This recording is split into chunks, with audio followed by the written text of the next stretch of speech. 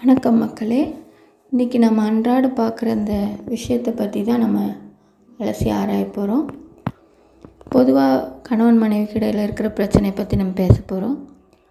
வேதம் என்ன சொல்லுது அப்படின்னா, புருஷர்களே மனைவியை கசந்து கொள்ளாதிருங்கள்னு சொல்லுது.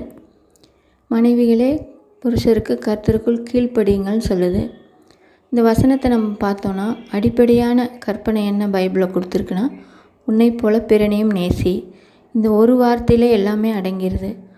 ஒரு சிலர் சொல்லுவாங்க, என் மனைவி என்னை புரிஞ்சிக்கிறதே இல்லை, என் புருஷன் என்னை புரிஞ்சிக்கிறதே இல்லை அப்படின்னு சொல்லுவாங்க.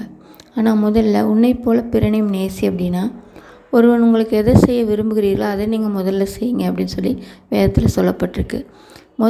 நீங்கள் அவங்களுக்கு தேவையான அவங்க மனசை புரிஞ்சு நடக்கும் பொழுது அதையே அவங்களும் மறுபடியும் உங்களுக்கு செய்வாங்க அப்படின்றது இதோட அர்த்தம்.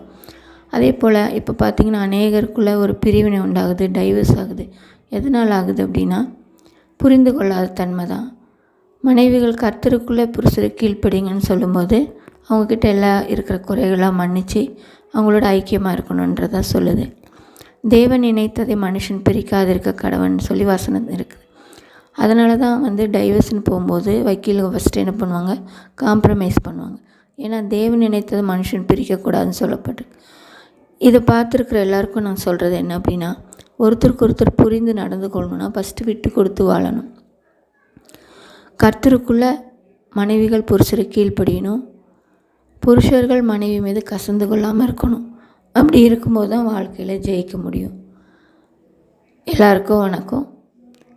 இந்த சேனலை பார்க்குறவங்களாம் அதை சப்ஸ்கிரைப் பண்ணுங்கள், இந்த சேனலுக்கு ஆதரவு கொடுங்க. தினமும் இதே போல் அநேக தலைப்புகளை நம்ம தெரிந்து கொள்ளலாம். பைபிள் ஆராயறதுக்கு இது உதவியாக இருக்கும். நன்றி.